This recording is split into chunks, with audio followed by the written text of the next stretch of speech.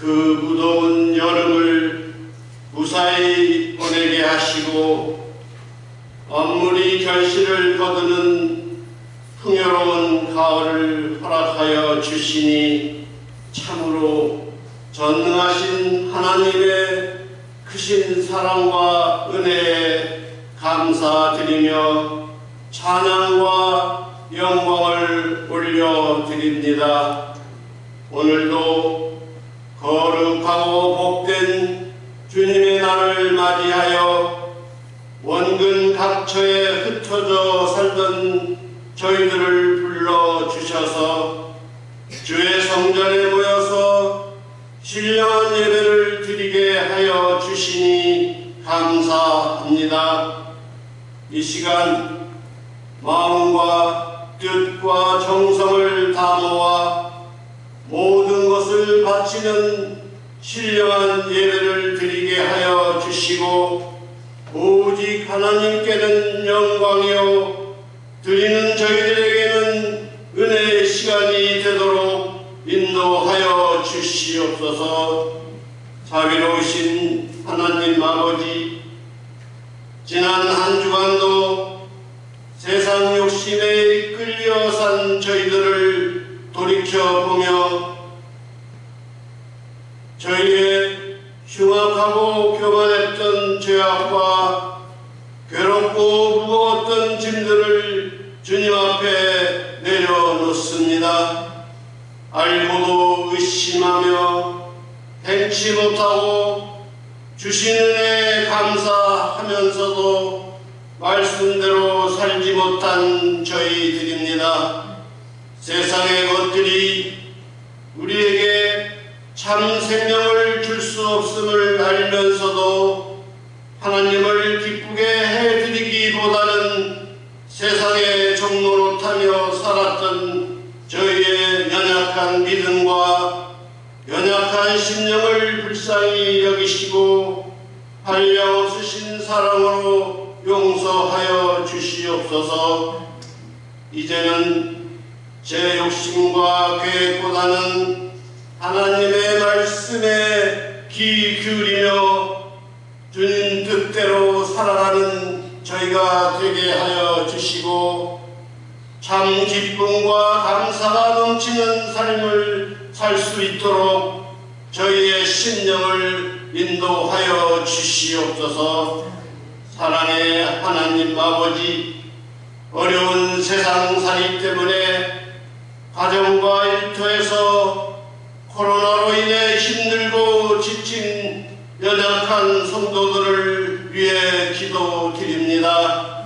힘겹게 살아가는 수많은 길 잃은 영혼들을 긍휼히 여겨 주시옵소서. 주님과의 만남을 통해 참 평안과 기쁨을 얻고 영육간의 풍성함을 맛보며 살 수 있도록 은혜 내려 주시옵소서.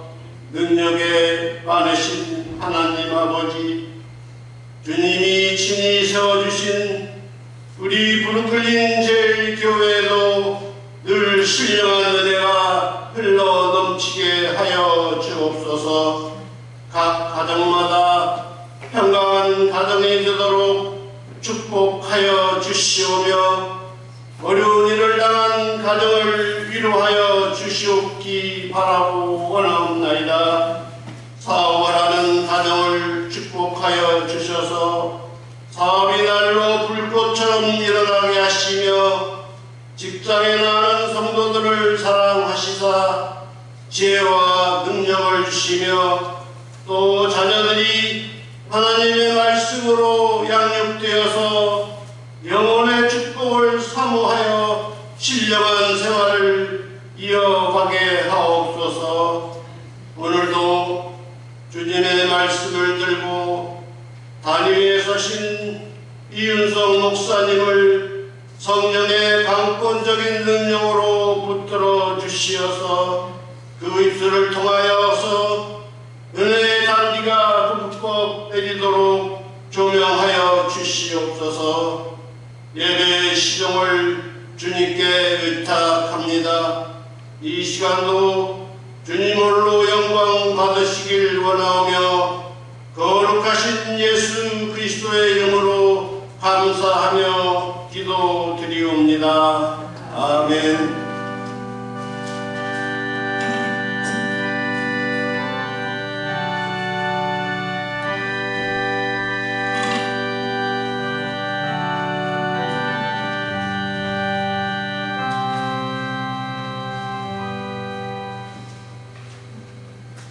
우리 계신 하나님의 말씀 요한계시록 11장 1절부터 13절 말씀까지입니다. 교독합니다.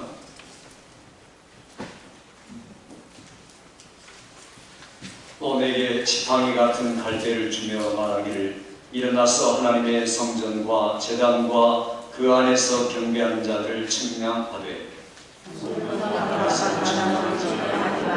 왜냐하면 이것은 이방인에게 주었음을 그들이 거룩한 것을 마음껏 따르는 것이라. 내가 나의 두 증인에게 권세를 주리니 그들이 굵은 베옷을 입고 1260일을 예언하리라. 그들은 이 땅의 주 앞에 서 있는 두 공명나무와 두 주변이 만일 누구든지 그들을 해하고자 하면 그들의 입에서 불이 나와서 그들의 원수를 삼켜버릴 것이요 누구든지 그들을 해하고자 하면 반드시 그와 같이 죽임을 당하리라.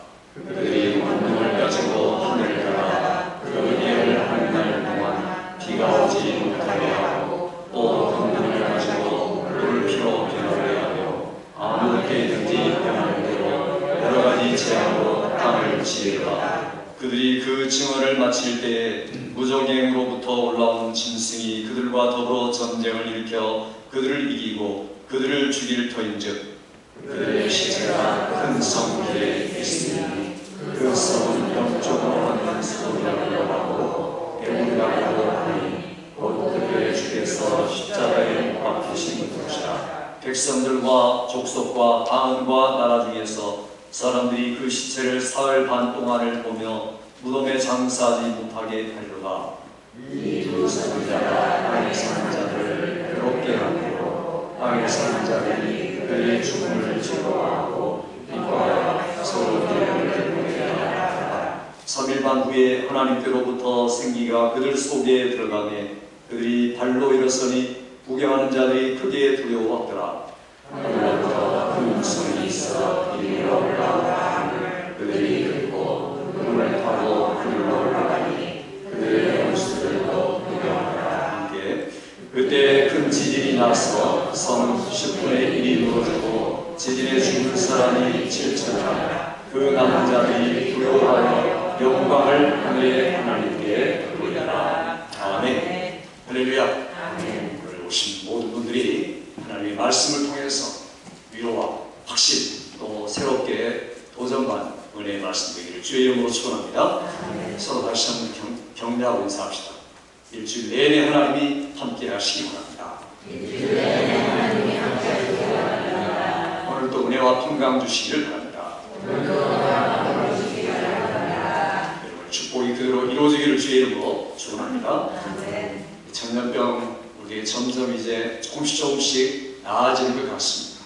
그러나 아직도 두려움을 가지고 있고 그리고 어찌할 줄 몰라가지고 있는 이런 분들이 많이 있습니다.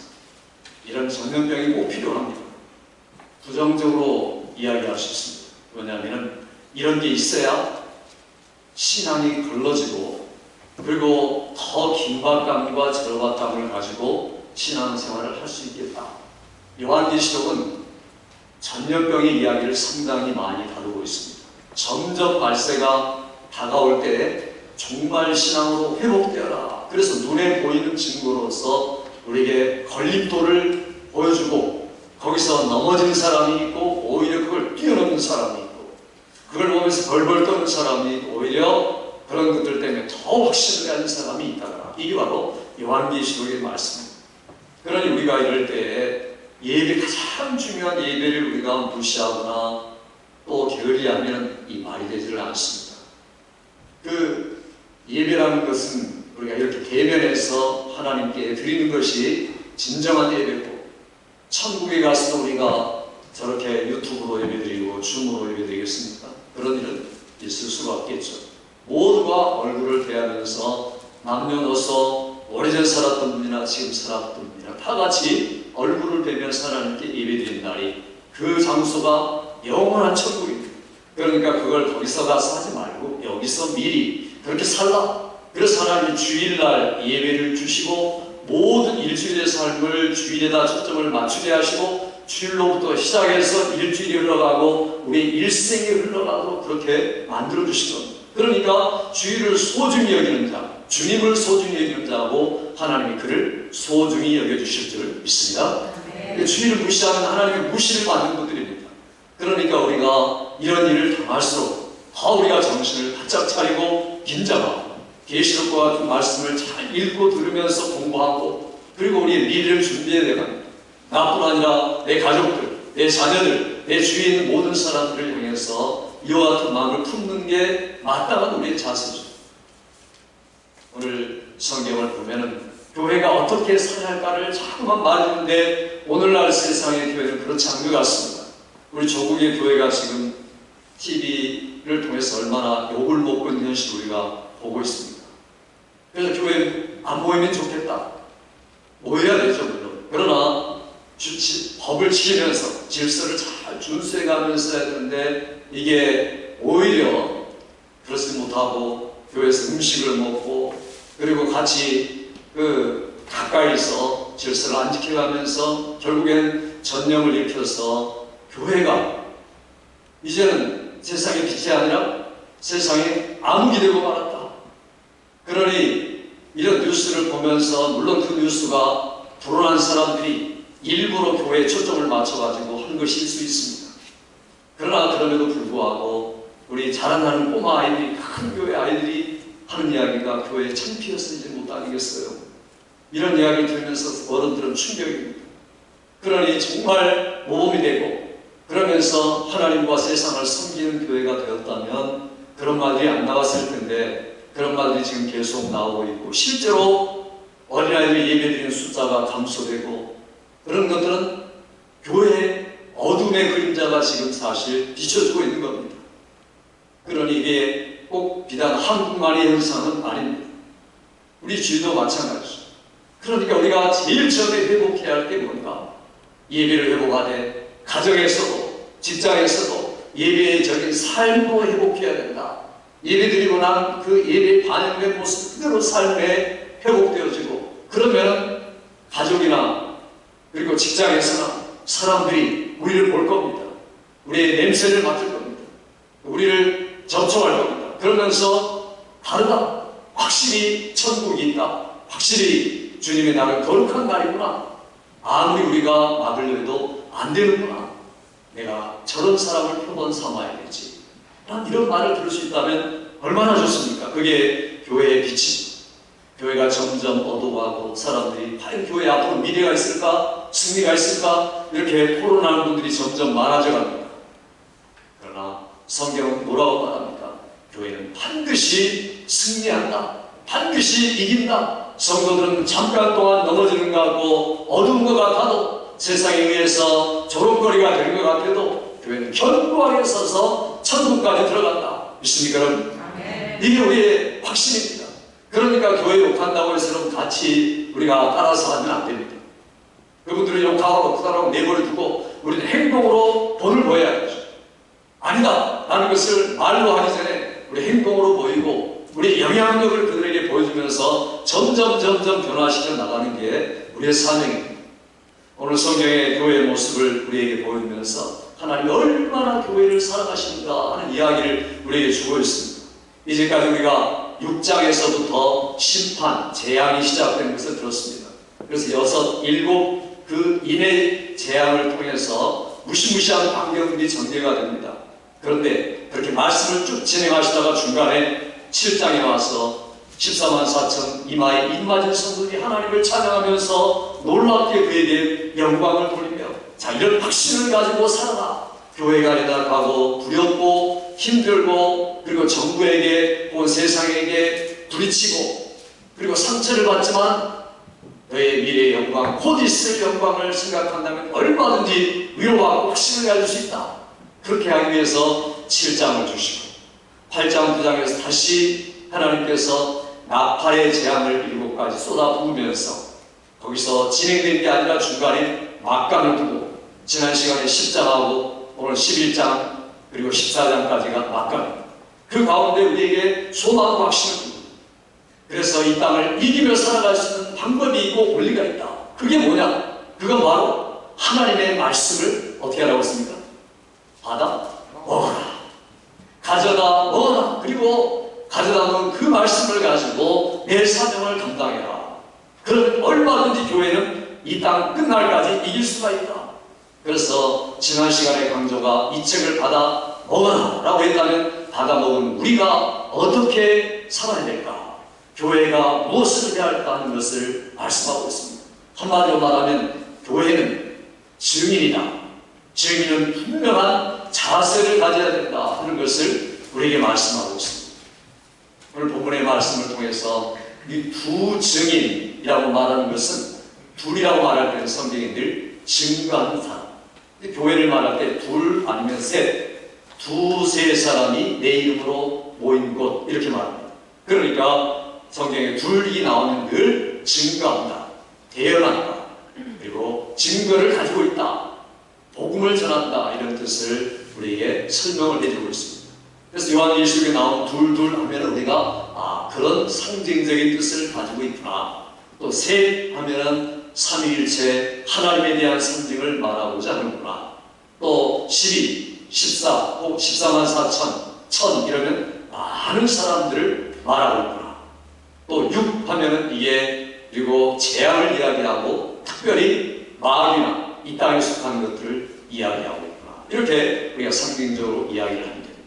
그래서 오늘 성경이 우리에게 말하고자 하는 것은, 사도 요한에게 요한아 이제는 침략해라. 요한이 직접 이 일에 가담을 해서 하나님의 역사에 동참을 합니다.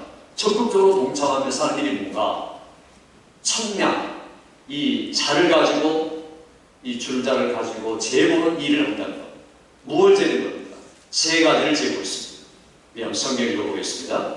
1절 말씀 같이 봅니다. 시작. 또 내게 지팡이 같은 갈대를 주며 말하기를, 일어나서 하나님의 성전과 제단과 그 안에서 경배하는 자를 측량하되. 여기 보니까 세 가지를 측량하라고 말합니다. 하나님의 성전을 측량하라, 그리고 하나님의 제단을 측량하라, 거기서 경배하는 자들을 측량하라. 측량하라는 말은 검사하라, 조사하라 이런 말이 아니라 오히려 보호하라 이런 말입니다. 성경 전체를 향해서 에스겔 40장부터 42장에 보니까 똑같은 말씀이 나옵니다. 그러니까 요한계시록은요, 우리에게 새롭고 신기하고 갑자기 주신 말씀이 아니라 이미 구약 성경에 다 말씀해 놓은 겁니다. 그래서 우리가 이 요한계시록을 읽으려면 반드시 구약의 에스겔, 또 스가랴, 예레미야 이런 성경들을 열심히 읽어야 됩니다. 그러면 이미 말씀해 준 것을 또 이야기하고 있고, 사도 요한은 지금 구약의 이야기를 하고 있는 겁니다. 성전, 제단, 그 안에 경배하는 자, 다 구약의 이야기지 않습니까?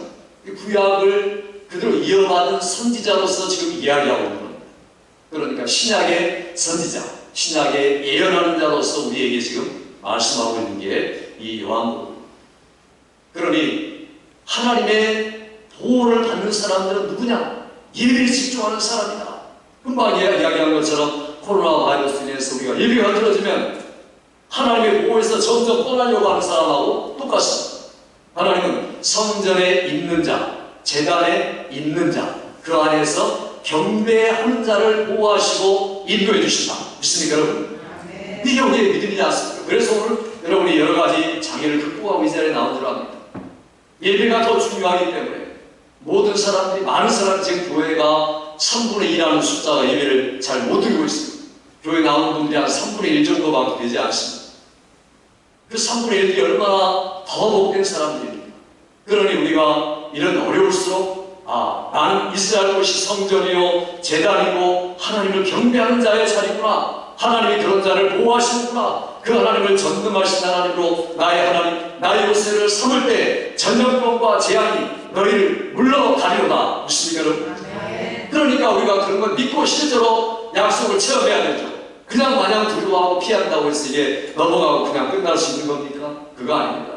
그래서 이런 말씀을 우리에게 주시는 겁니다.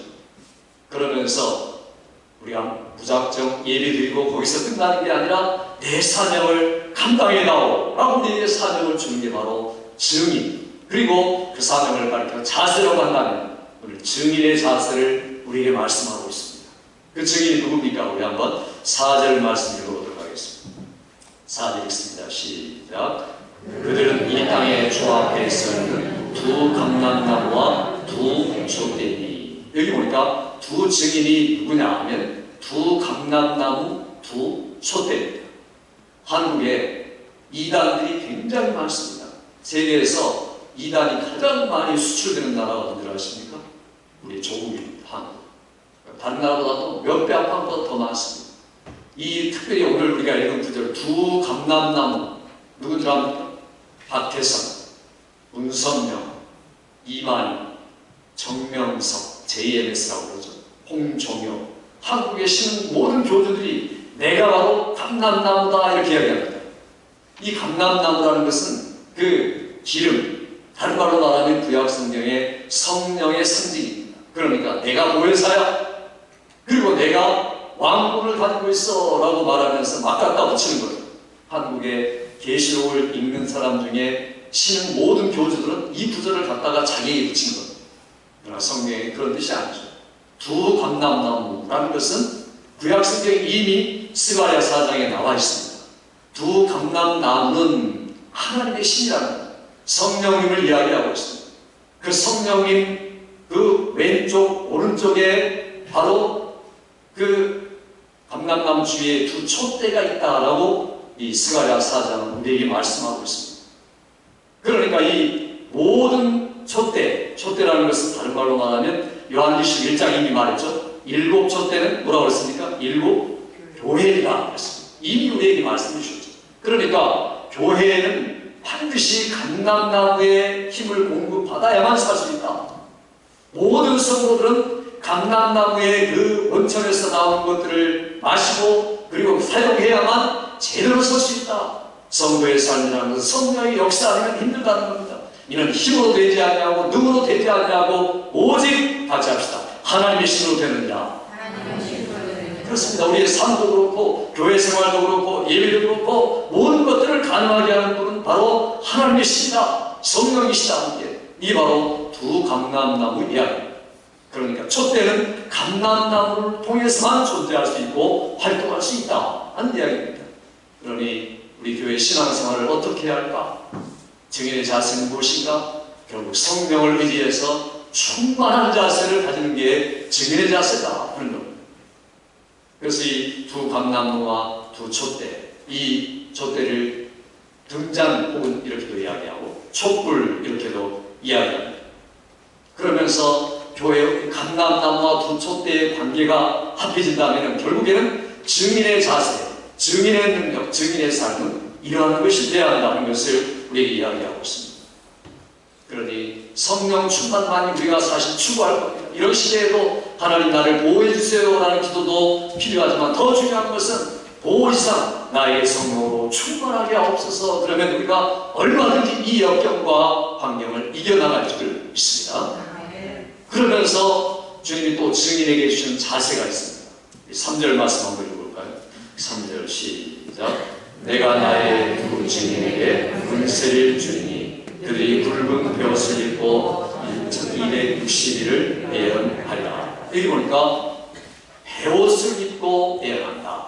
두 가지가 나와 있습니다. 그들에게 권세를 주셔서 권세를 가지고 예언한다. 그런데 옷을 입는 것은 찬란한 옷을 입는 게 아니고 흰 옷을 입는 게 아니라 붉은 베옷을 입을 것이다.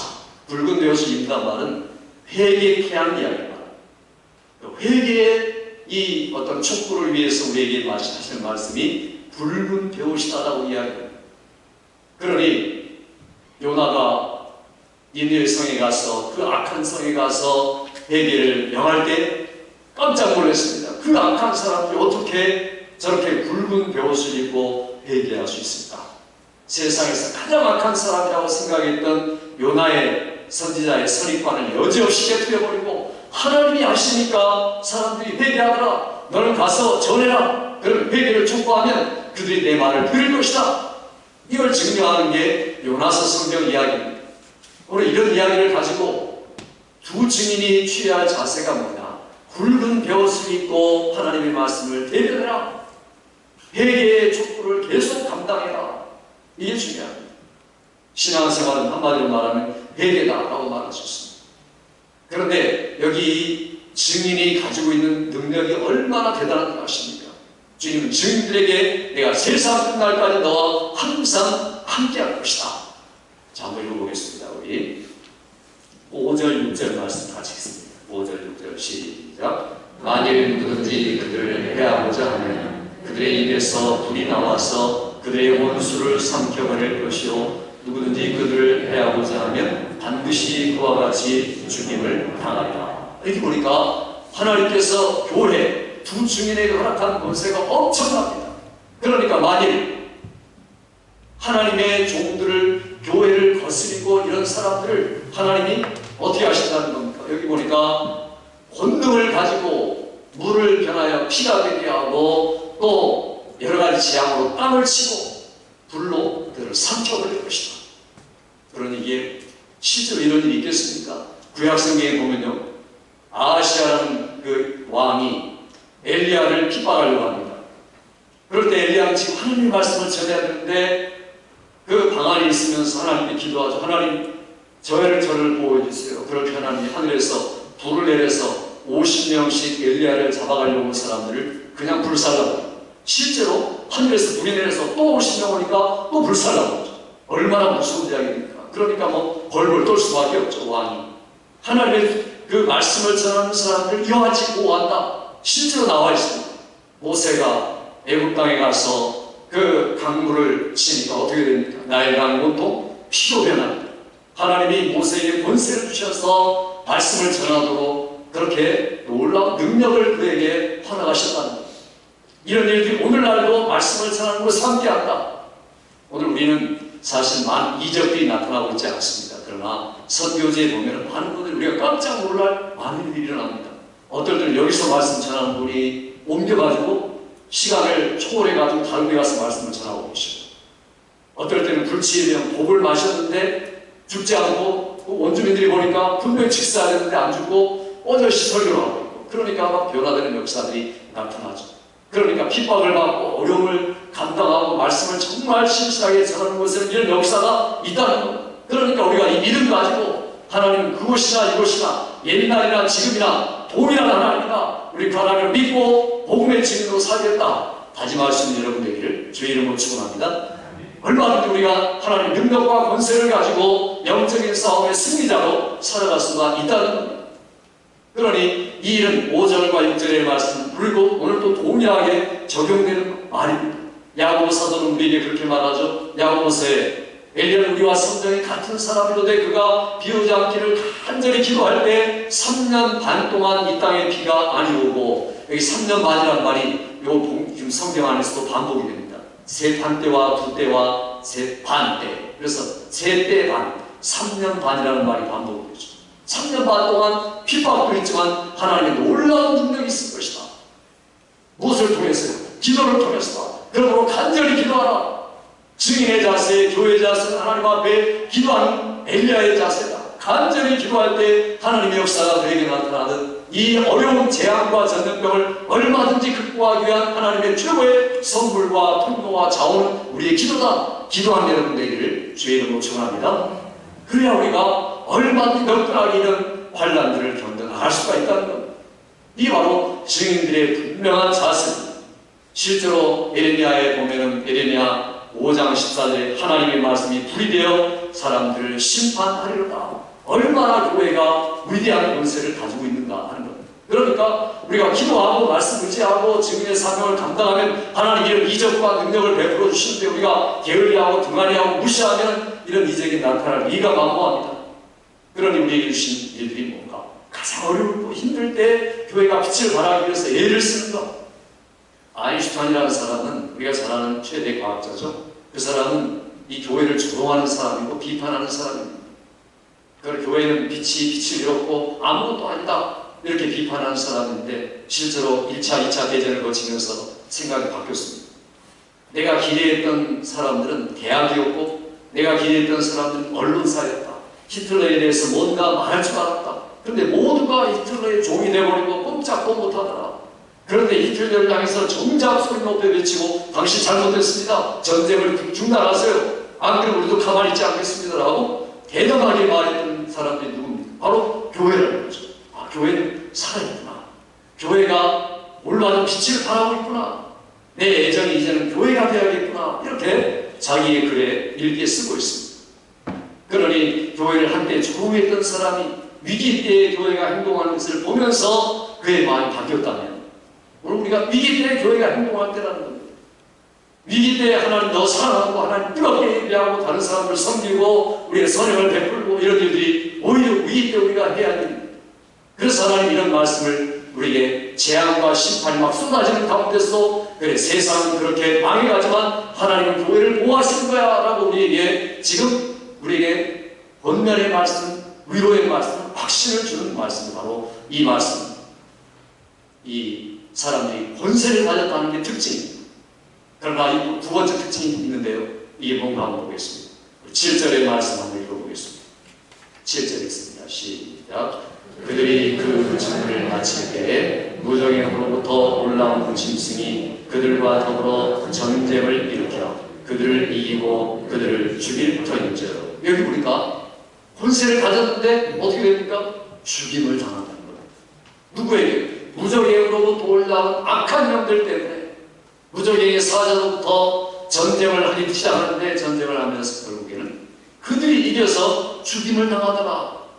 이게 두 번째 특징이라고 말할 수 있습니다. 그러니까 권세를 가진 것 같았는데 죽임을 당하더라. 자, 거기서 끝나지는 않습니다. 그 다음 세 번째 특징이 나옵니다.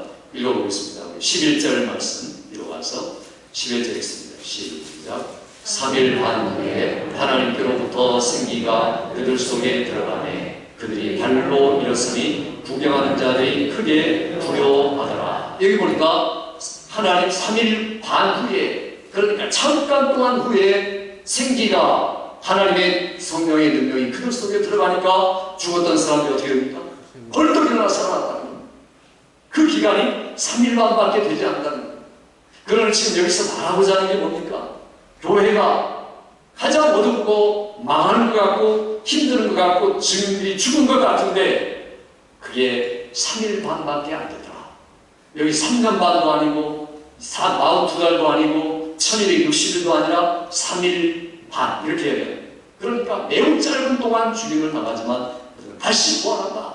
이게 바로 교회의 특징이다. 능력을 가졌다. 그러나 죽음을 당한다. 그러나 다시 산다. 이 세 가지 모습을 우리에게 말씀하면서 교회가 이런 모습을 가지고 있다. 다른 말로 말하면 교회는 십자가의 능력을 가지고 있다는 겁니다. 우리에게 권세도 있고 부활도 있지만 그 가운데 핵심이 뭐냐? 교회의 모습은 십자가의 모습이고 교회의 모습은 십자가의 능력의 모습이 되어야 된다. 십자가 어떤 길입니까? 죽음의 길입니다. 그러니까 우리가 예수 믿는다는 것은 교회는 죽음의 길을 가는 사람입니다. 오늘 나의 삶의 내용이 뭡니까? 신앙의 내용이 뭡니까? 같이 합시다. 그리스도 안에서 나는 날마다 죽노라. 그렇습니다. 날마다 죽는 게 자랑이고 이게 바로 십자가를 자랑하고 내세우는 겁니다. 신앙생활은 내가 죽는 겁니다. 오늘도 죽고 내일도 죽고 날마다 내가 십자가의 나를 못 박는구나. 내 적과 욕심을 십자가에 이미 못 박았느니라. 내일도 그렇고 하나님은 이 땅에 하나님 나라를 이루실 때까지 내가 하나님 앞에 설 때까지 해야 됩니다. 정과 욕심을 십자가에 못 박았느니라. 이게 그리스도인이라는 겁니다. 성령으로 못 박았다. 매일매일 삶 속에서 우리에게 이런 모습입니다. 오늘 이 계시록의 이 13, 10 우리 1장의 말씀 우리에게 지금 천천히 보여주시는 이유는 이 증인의 자세, 증인의 태도가 어떤 것이 되어야 하느냐? 한마디로 말하면 십자가를 지는 자세가 되어야 된다. 우리가 십자가를 지지 않고 날마다 능력만 가지려고 하는 것을 회개해야 됩니다. 하나님 나에게 능력을 주세요. 왜 능력 달라고 하느냐? 간증하려고요. 간증해서 뭐하게? 좀 자랑 좀 하려고요.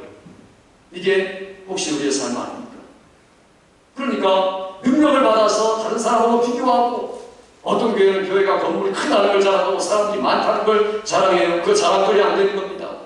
절대로 교회와 교회는 비교할 수 있는 것들이 아닙니다. 오히려 하나님은 약하고 죽어가는 것 같은 그런 교회 상태에도 하나님은 십자가를 지는 교회를 사랑한다.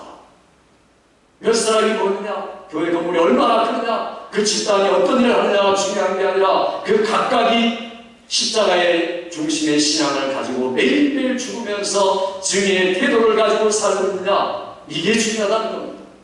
그러니까 우리가 회개할 것이 있다면 내가 십자가를 지려고 하는 것보다도 능력과 권세를 가지고 살려고만 했던 것들을 회개하라는 겁니다.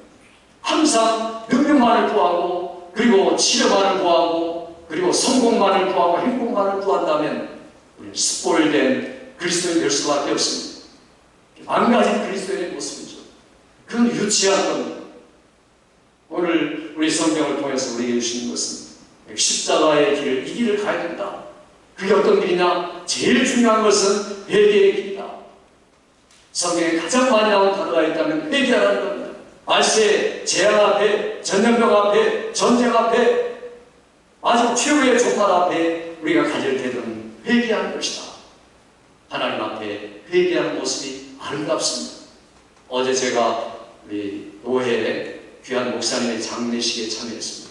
65세인데 이 폐암 말기를 가지고 6개월밖에 못 산다고 했는데 5년 8개월 살아가면서 복음을 전하고 마지막 7월 중순에 이 강단에서 벙전하다가 탁 뚫어앉으면서 이 비디오를 보니까 그래서 이제 사역이 중단되고 목요일날 소청하셔서 어제 장례를 치르고 왔습니다.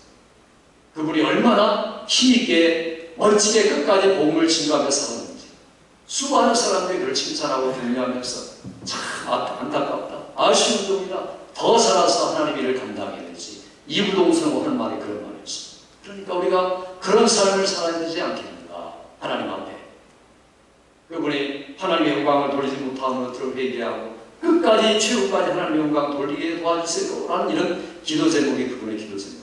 우리가 이 땅을 살아가면서 마지막 시대에 하나님 앞에 어떤 자세로 서야 할 것인가. 증인의 자세가 내 가족에게도 자녀에게도 직장에게도 언제든지 나는 그리스도인이야, 하나님의 삶이라는 것을 나타내는 삶, 이게 바로 증인의 삶입니다. 그런데 하나님은 왜 이렇게 우리에게 축복을 주시고 은혜 주시고 함께해 주시면 좋겠는데 우리에게 이렇게 어려움을 허락하십니까? 성경에 보면요, 내가 물 가운데 지날 때 내가 너와 함께 할 것이다 이렇게 말씀하는데 그 앞에 내가 너를 지명하여 불렀나니 너는 내 것이다, 내 소리다, 내가 보호하며 이렇게 이야기합니다. 근데 사람들은 이사야 43장 1절만 가지고 확신합니다. 2절은 잘 보려고 하지 않습니다. 2절은 내가 물 가운데 지날 때 불이 너를 침몰하지 못할 것이다, 내가 불 가운데 지날 때 불이 너를 타지 못할 것이다. 그러니까 1절의 말씀을 체험해 볼 줄 아는 사람은 2절의 말씀을 통과하는 겁니다. 하나님 나의 어려움으로부터 면하게 도와주세요. 절대로 어려움 발생하지 않도록 도와주세요. 이런 분들은요, 신앙생활에 체험이 없습니다. 그러니까 말씀이 실감이 안 되는 겁니다. 그러니까 죽으려고 하지 않습니다. 하나님은 살려주세요 이렇게만 살죠. 우리가 물속에 들어가 보고 물속에 들어가 봐야 하나님이 나를 정말 지명하여 불러서 택하여서 나를 보호하고 계시고 하는 것들을 체험할 수가 있는 겁니다. 물속에 안 들어가고 불속에 안 들어가 보고 우리가 그렇게 고백한다는 것은 머리로만 고백할 수 있다는 겁니다. 그러니까 어려움이 올수록 핍박이 올수록 증인들이 힘든 일이 올수록 그런 일을 통해서 하나님이 나를 보호하고 자녀인 것을 증명한다는 것, 이게 바로 십자가의 삶이랍니다. 우리가 우리 자녀들에게 다른 사람들에게 회개하라 말도 회개합니까? 제가 지금 회개하라는 말을 참 많이 했는데 회개하는 분이 얼마나 될까? 그런 걸 생각하고 목사가 딜레마에 빠집니다. 제 자신도 회개에 모자라니까. 그러니 왜 그럴까? 내가 정말 하나님 앞에 십자가의 삶을 살고 무릎 꿇어서 나를 처복종시키면서 종말을 준비하는 삶을 산 증인이라면 말하지 않아도 회개할 겁니다. 자녀들 향해 얼마나 여러분이 어렸을 때 야단치고 그리고 매를 가하기도 하고 그렇게 큰 소리를 높였습니까? 그런데 그들이 변화되고 회개했습니까? 왜 그럴까요? 부모들이 회개하는 태도는 자기가 안 보이면서 회개하라고 말만 하니까, 바뀌라고 말만 하니까 안 바뀌는 겁니다. 어린아이들은 또 커도 마찬가지지만 부모의 말을 통해 배우는 게 아니라 부모의 태도를 통해 배우는 겁니다.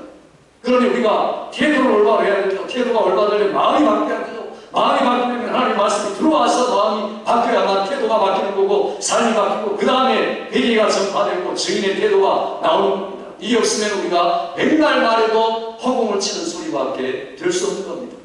오늘 하나님께서 13, 11장을 통해서 우리에게 주고자 하는 말씀, 너희들이 체험해봐야 된다. 어떤 신앙이냐? 십자가를 지는 신앙이다. 이것만이 너희들이 살입니다. 오늘 이 말씀을 통해서 오늘 이 교회가 점점 힘들어가고 어두워가고 개인적인 삶도 이렇게 살아가지만은 그래서 세상이 우리들을 보고서 기뻐하고 즐거워할 겁니다. 교회가 안 되고 핍박받는 걸 즐거워하는 사람들이 세상입니다. 우리 성경 한번 볼까요? 10절 말씀 한번 읽어보겠습니다.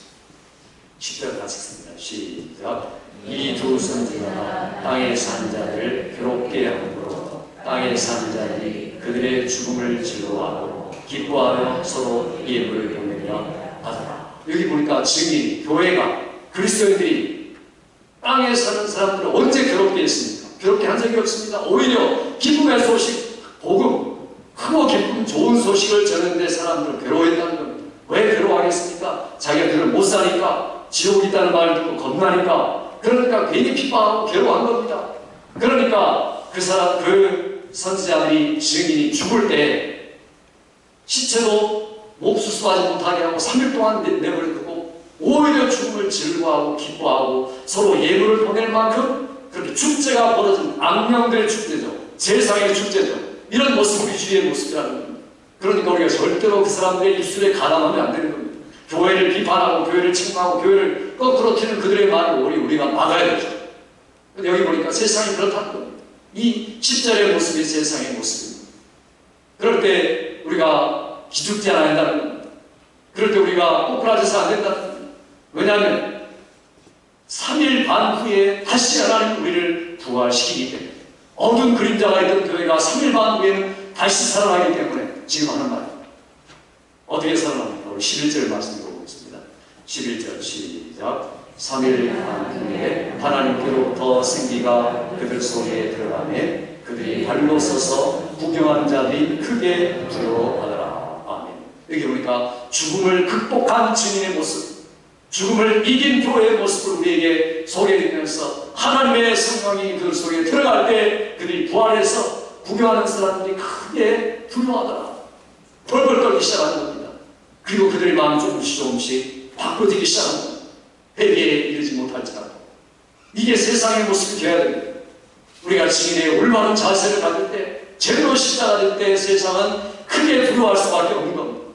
그런 우리를 보고 두려워하고 내가 저 사람들이 믿는 신앙을 못 가지만 그들이 정말 두렵다라는 태도를 가질 정도로 영향력을, 파급 효과를 우리가 낼 수 있다면 이게 바로 올바른 증인이 된 겁니다.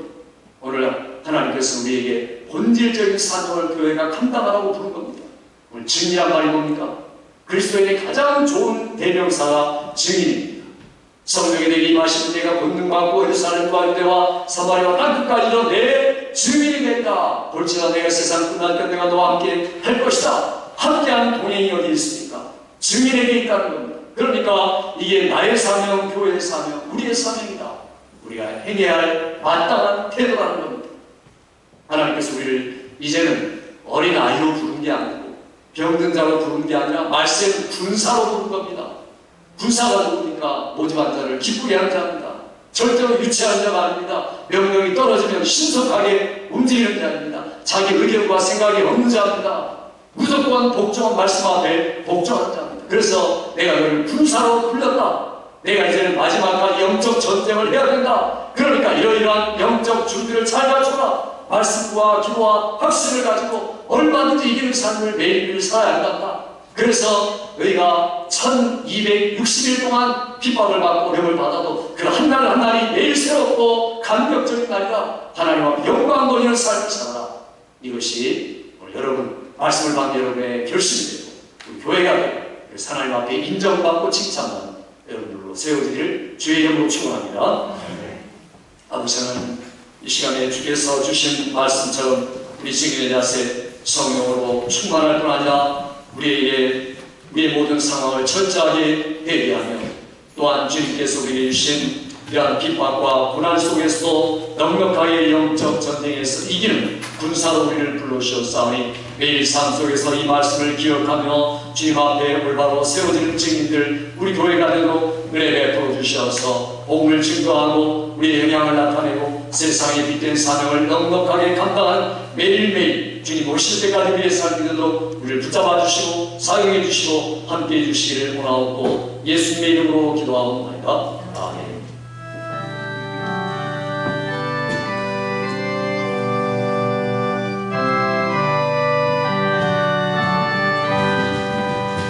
온 세상 위하여 나는 전하리 한 백성 모두 나와서 주 말씀 들으라 주 중에 빠져서 헤맨 자들아 주님의 음성 듣고서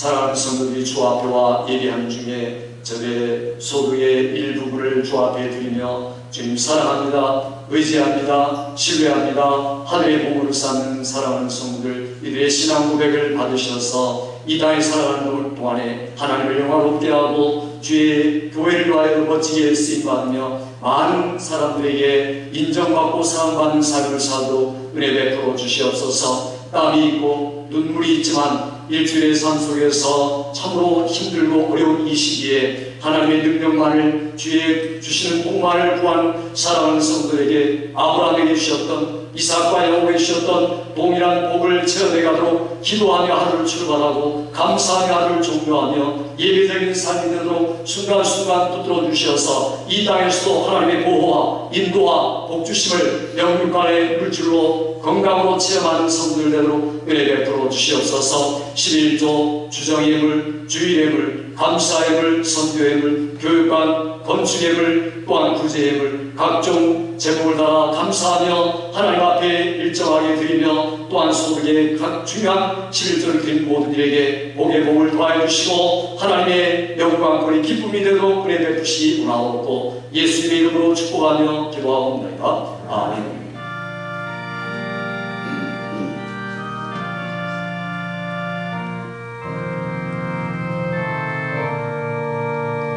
하늘에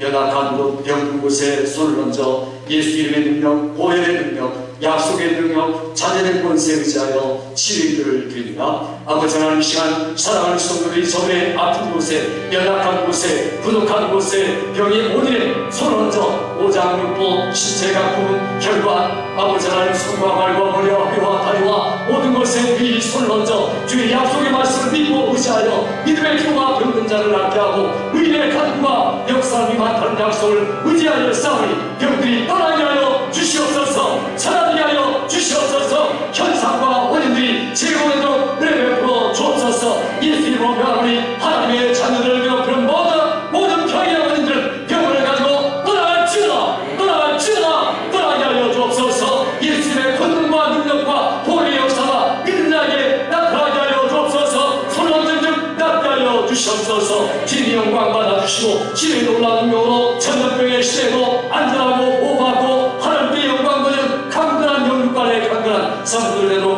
은혜 베풀어 주시옵소서. 이제는 우리 주 예수 그리스도의 크신 은혜와 아버지 하나님의 영원 무궁하신 사랑하심과 성령님의 교통교대에 충만하게 기름 부어주시는 역사가 오늘도 두 증인의 태도, 교회의 태도, 성도와 그리스도의 태도를 올바로 가지고서 하나님 앞에 서기까지 충성스럽게 사랑하고 다짐하는 사랑하는 성도들과 선교사님들과 우리 교회 자녀들과 또한 조국교회와 우리가 사는 이 땅 이 지역 위에 지금부터 영원토록 함께 있을지어다. 아멘.